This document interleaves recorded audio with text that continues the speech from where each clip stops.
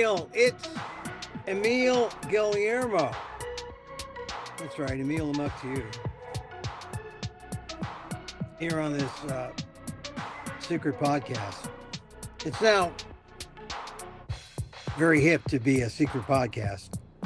I've been doing it a few years now on this venue or this platform, but I was on the regular platform, and look, I just like to do this live, and then we don't edit, and then it's fun, and it's sort of like Snapchat in a way, but it's not. We're here on YouTube, X, or wherever you're watching it.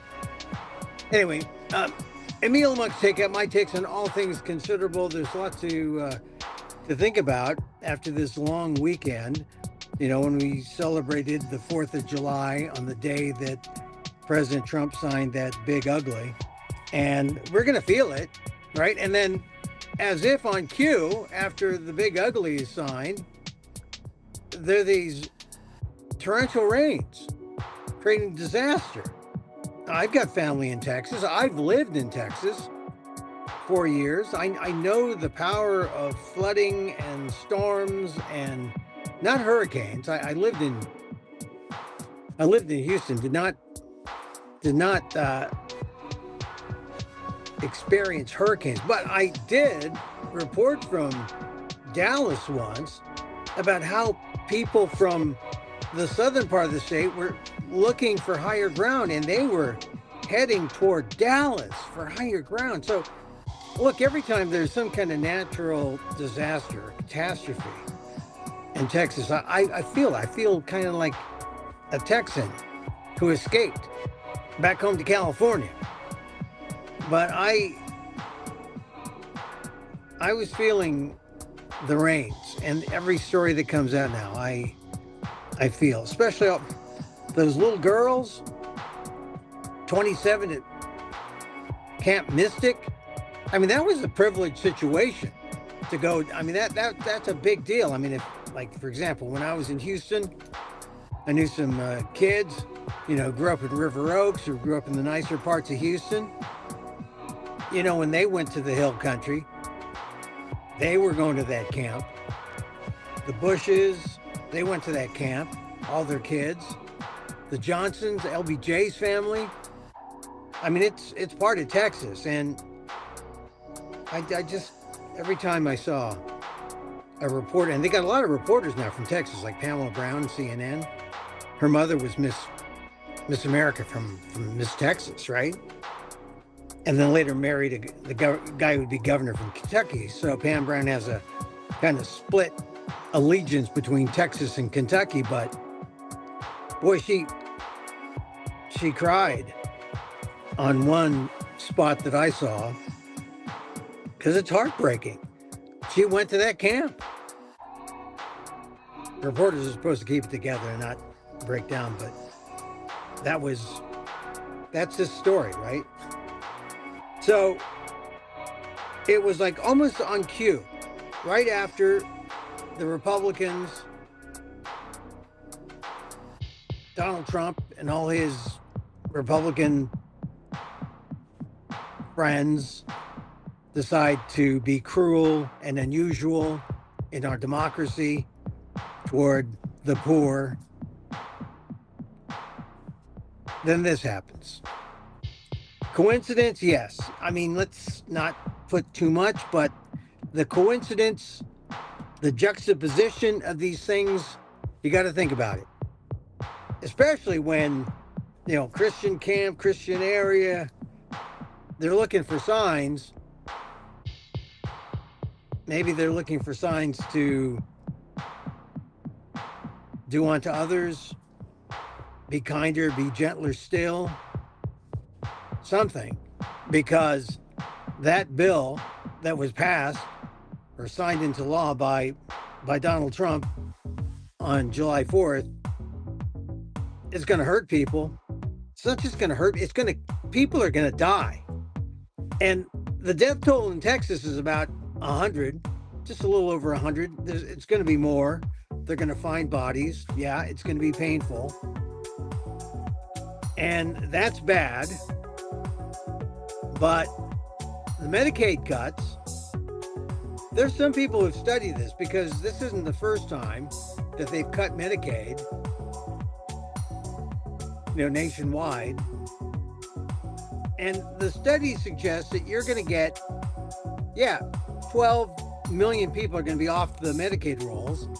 It's going to be made very tough for them to get Medicaid, continue on. But out of 12 million, you're going to see maybe 13,000 deaths. 13,000 deaths. You're going to see maybe as many as 26,000 deaths because of that bill. Just to put it in perspective, cruel and unusual democracy. That's what Donald Trump did on July 4th, and almost as if on cue. We see what happens when you are penny wise, pound foolish with government spending. And now the people are debating. I'm not pointing fingers at anyone for the floods, or how people are reacting in Texas. Yeah, they're grieving, but they ought to be thinking about, what do they do to prepare? Or what did they forsake to save a few bucks? Not updating a warning system. I mean, they know when people were warned. The mayor didn't get warned until 9 o'clock in the morning. The first warning went out at 1 o'clock, then another one went out at 3 o'clock, 4 o'clock. Some people didn't hear it until early in the morning, or later, mid-morning. And what are they talking about in terms of an emergency system? And some kind of siren? Air raids that have been around, air raid siren, been around since, World War I, II. It wouldn't have been costly, or they just decided to forego it because they were going to rely on the kindness and generosity and public spirit of a few neighbors. And there was some of that.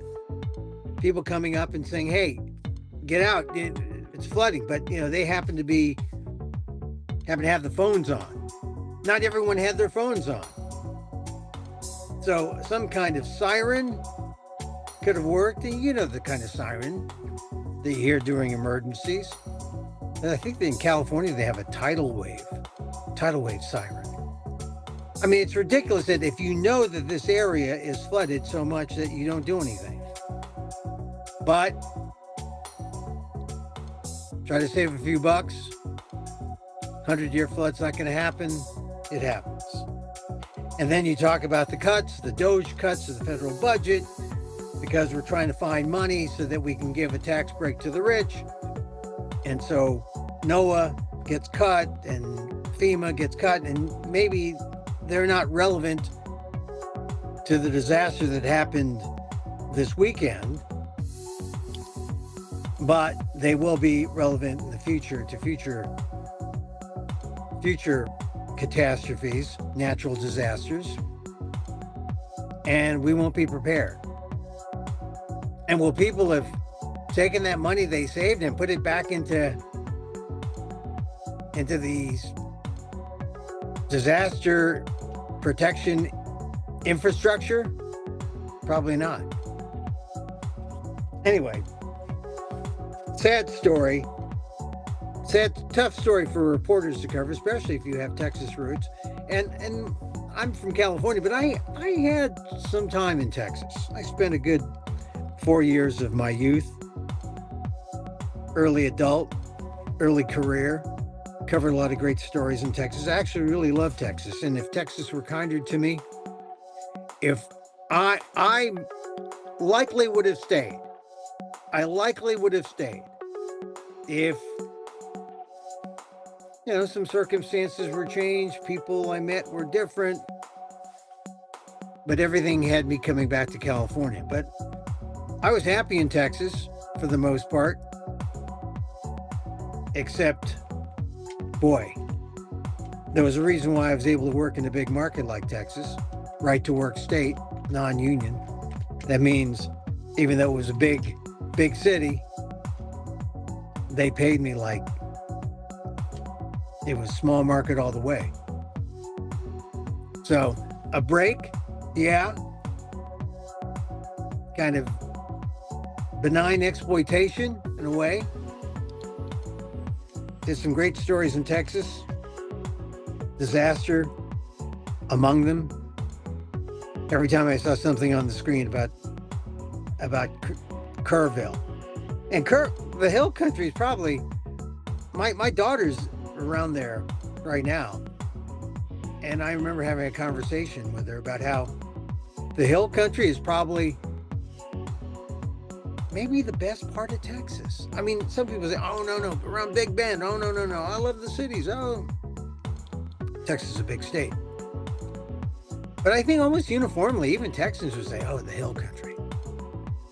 And you fly over the hill country and you go into like San Antonio, you fly over the hill country, going to Houston or Dallas. It's beautiful. So my heart goes out to the Texans. We don't always see eye to eye, but that's one of the things about these things, these disasters, because you realize that you are more bonded. You have more in common. You have common ground. I hope.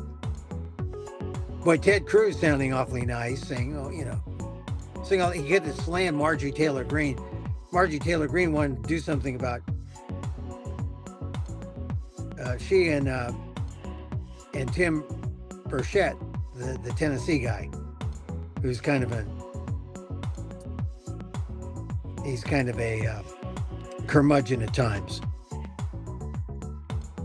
They were saying that if it's a weather based and it's based on putting stuff in the air, that they're going to ban that.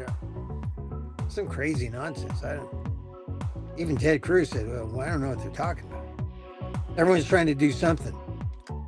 But really, what you need to do is not pass cockamamie bills like Marjorie Taylor Greene is, and just fund FEMA, fund NOAA, fund good science so you know what's going on in the weather.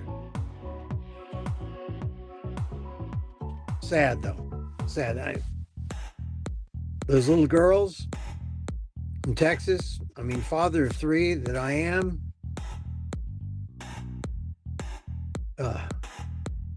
heartbreaking.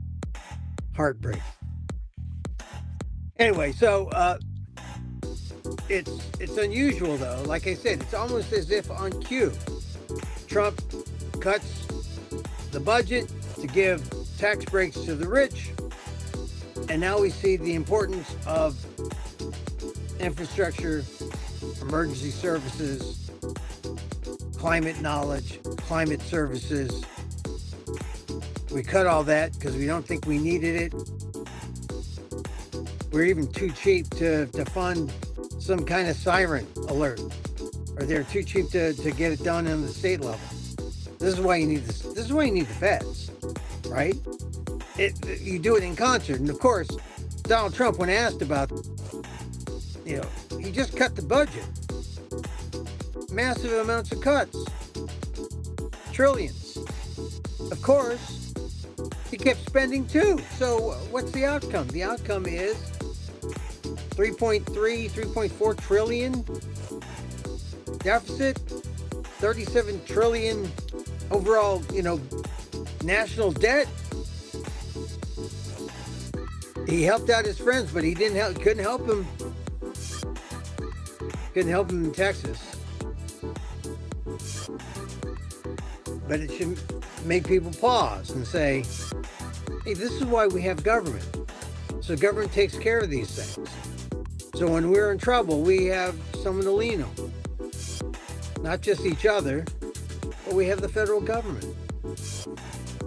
Think about that. But I don't think many people have. They're thinking about government when they think about those cuts. They think about, well, is it affecting me? What am I getting? Well, unless you're a billionaire, you're probably going to get a slight tax increase. Unless you're a billionaire, you're not going to see the great gains from that big, beautiful bill.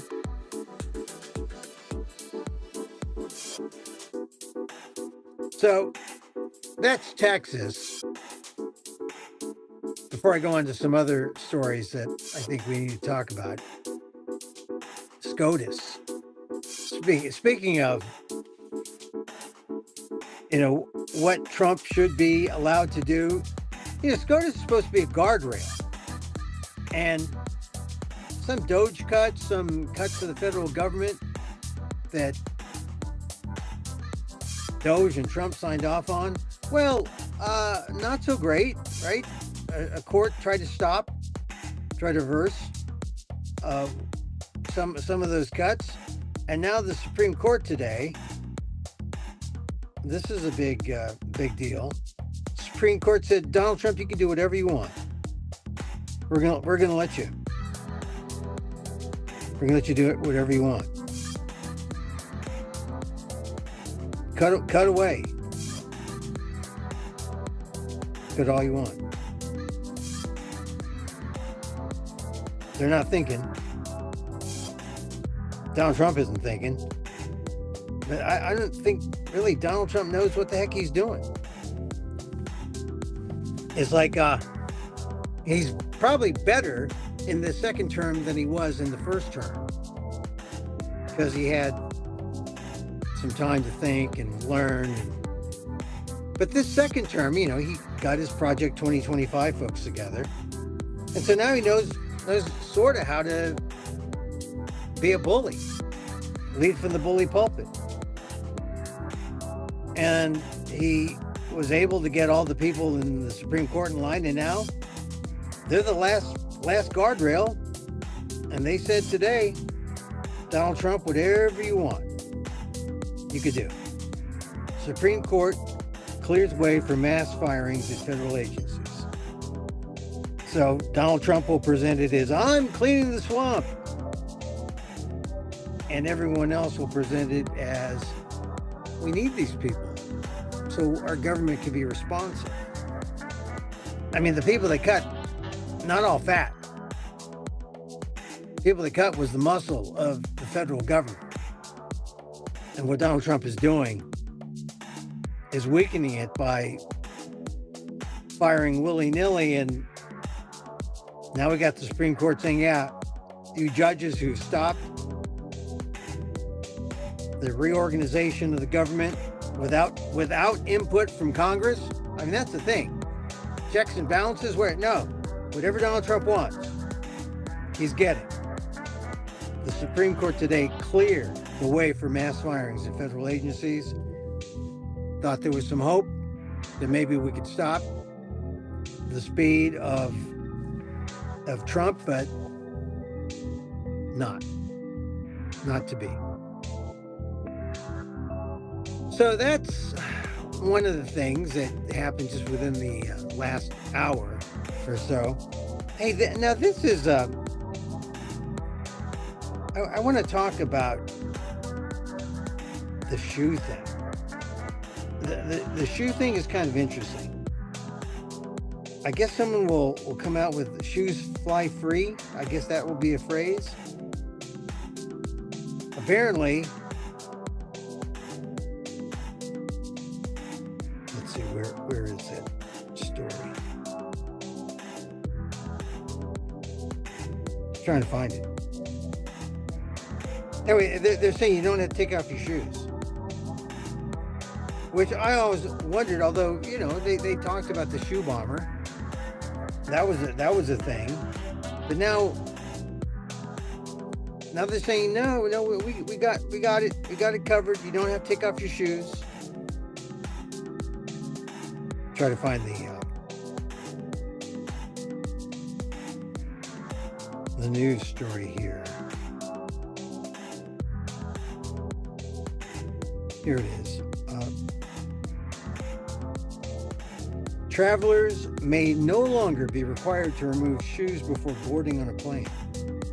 For the first time in 20 years, can you imagine that? 20 years we've been taking off our shoes? Travelers may no longer have to take off their shoes during security screenings.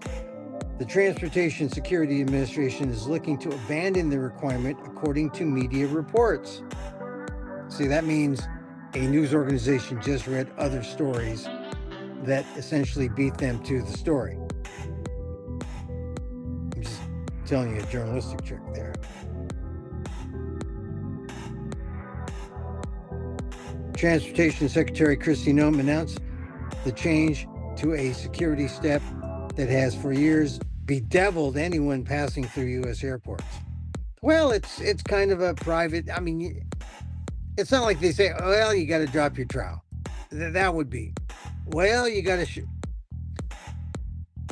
but I've been through those TSA checks and it feels like I'm just taking everything off.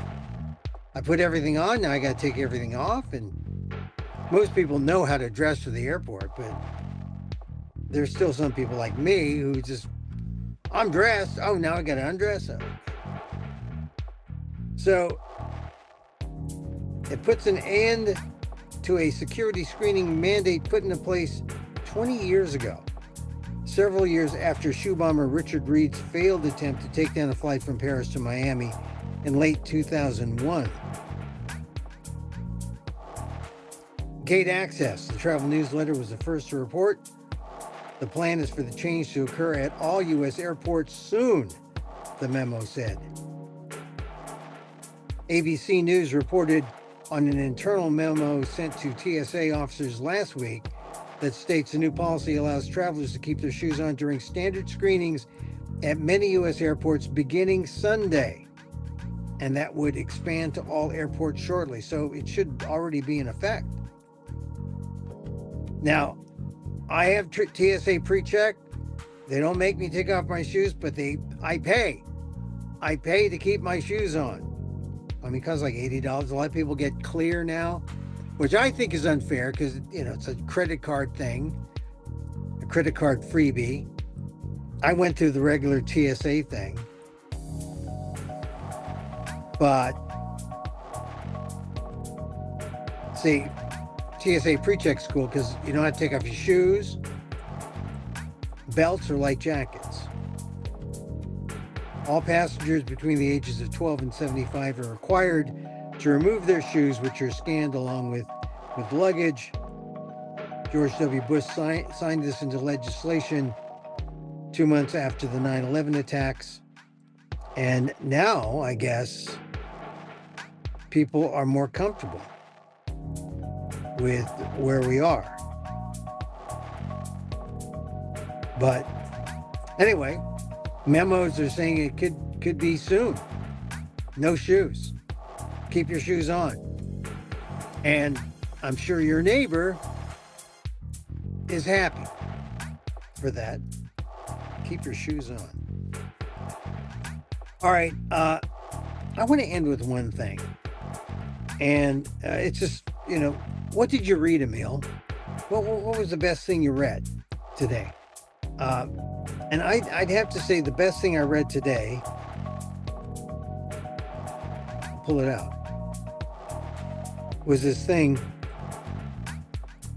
by Jonathan V. Last called "The American Police State is Here." And he talks about the focus during the Big Beautiful Bill. Everyone was focused on Medicaid. That was one of the things that is going to hurt people, where people are going to die. But I noticed, just from my reading, about, okay, well, what other things are happening in that Big Beautiful Bill? They're funding the heck out of anti-immigration services, specifically ICE. There's something like $170 billion to go into anti-immigrant services. And that was something that was kind of like, oh yeah, they're going to beef up the border security. They're going to beef up more crackdowns on the undocumented. But this is much more major.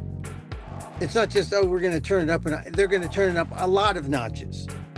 And what I like about the Jonathan V. Last's column is he says, while most people spent the budget fight fixated on healthcare policy, in a year, we're going to look back and say it's what happened to ICE and how ICE supplanted the FBI in national law enforcement. That is going to be the big thing. So it's, Trump says he wants to go after the criminals who are here undocumented. But now we know it's really a lot broader. He wants to go after immigrants who are here legally or illegally. He doesn't care about the collateral damage. He wants to sift them all through the funnel and see what he gets, because he wants the action. Trump wants the roundup, and the people who are going to round him up, ICE, not the FBI. And this is why Jonathan Vilas is talking about how the ICE is supplanting the FBI, because the FBI is often seen as this premier law enforcement agency. I mean, you got to have an advanced degree sometimes. You have more training.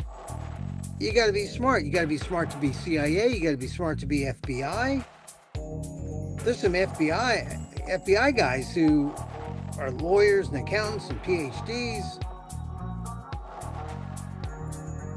And they go through training that's double basic training of the Army. So you've got a super law enforcement squad. And what Last is suggesting is that by making immigration such a priority, they are now turning ICE into the primary police force in the country, going after what is now prioritized by the Trump administration as the crime. It's not you're a criminal and undocumented, it's you're just undocumented. That's the crime. That's a crime against Americans. That's what Trump finds politically fuels his campaign. Hey, I'm going after them. So supplanting the FBI with ICE. That's the key thing. And here's the thing. You don't realize this until you see the numbers. Annual budget, FBI, $11 billion. About 13,662 special agents, 3,200 intelligence analysts, 20,000 staff. That's the FBI under the Department of Justice. ICE, relatively young, hidden under Homeland Security, not the Justice Department.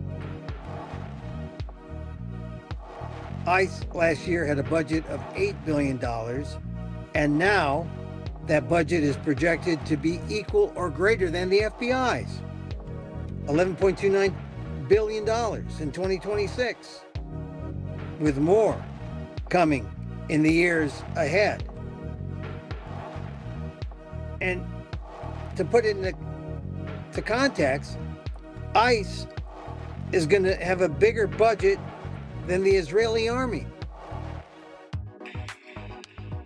And right now it's $8 billion, supporting roughly 20,000 employees. With the big beautiful bill, $11.29 billion and more. And they're going to have 10,000 new ICE agents in 3 years. That's a quick, that's like, here's the thing about ICE. Who joins ICE? Yahoos.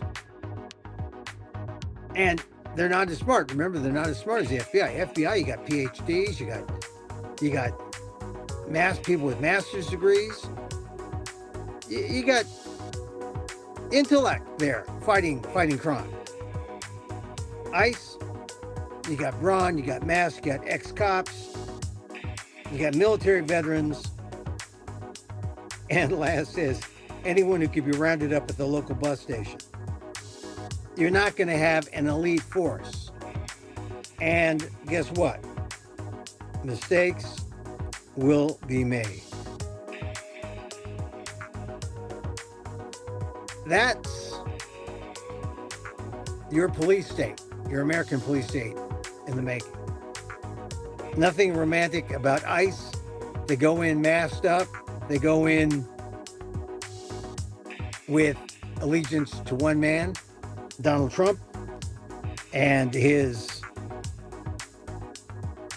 goal of getting the bad immigrants out. Unfortunately, it looks like he's going to have to get the good immigrants too.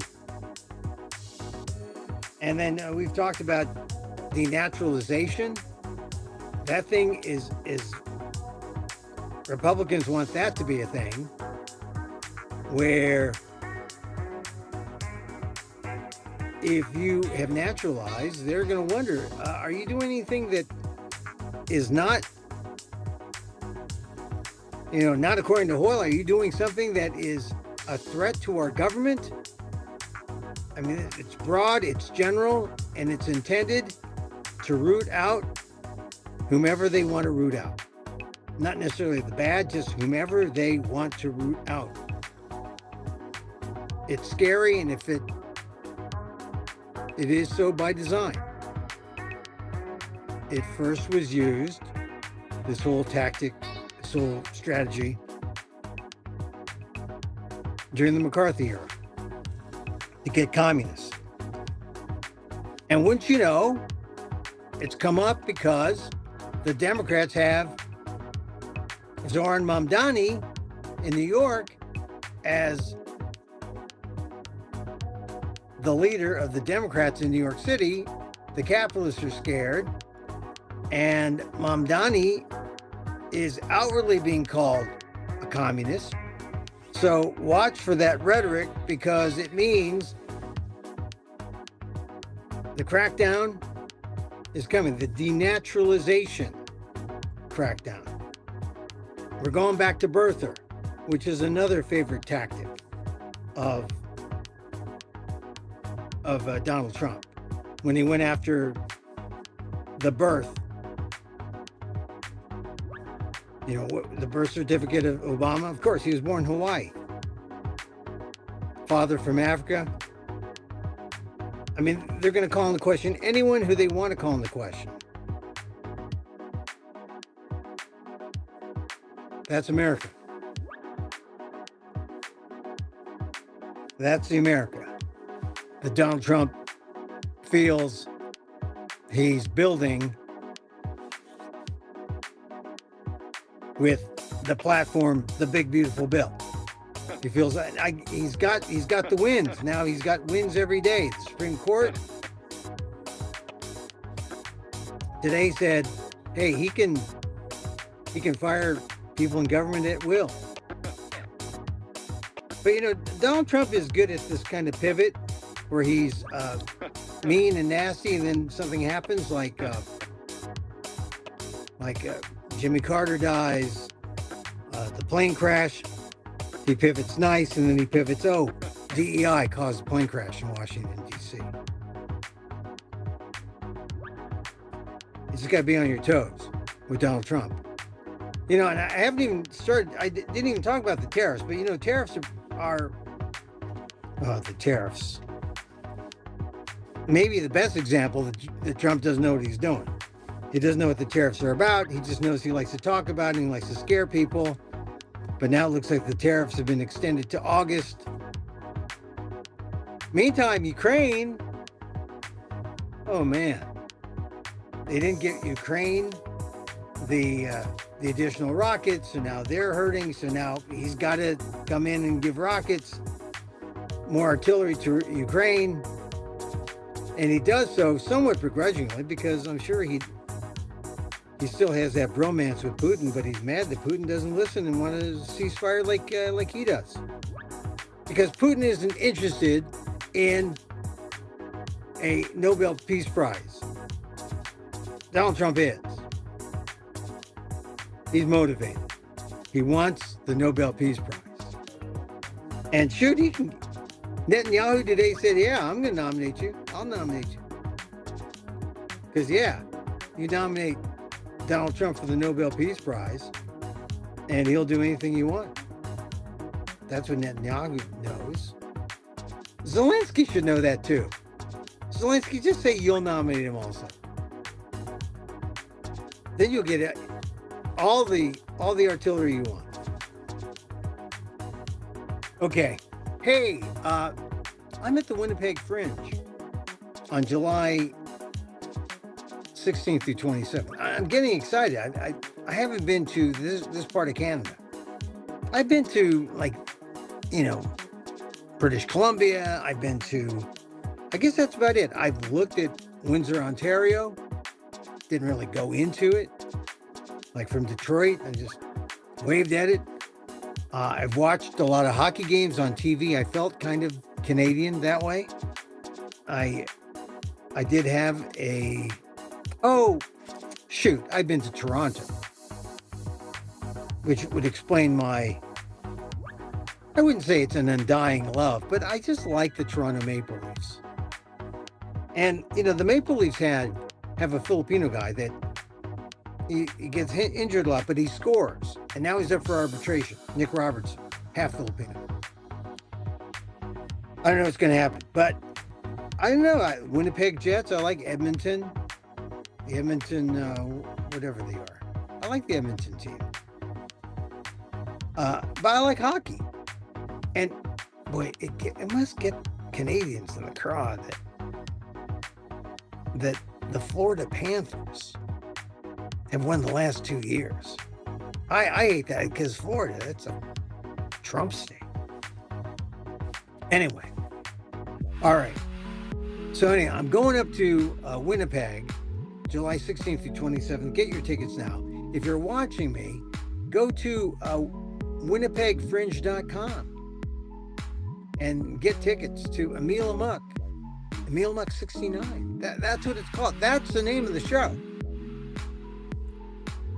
I'll explain the closer we get to it. And then we do it in Winnipeg, and then do it in Edmonton, then do it in Vancouver. And that's my fringe. Well, once I got into the Canadian fringes, I said, that would be an exciting thing to go to the Canadian fringes. I had never been to the Canadian fringes. I have been to Canada, but not to specifically Winnipeg and Edmonton. There's something like 7.2% Filipino in Winnipeg. So I hope if you know some Winnipeg Filipinos, tell them go see this Emil Amok. He's Filipino. He'll give you the Filipino-American experience. And I will say this. The show is about the only story that matters in our time. And that is, how do we deal with Donald Trump?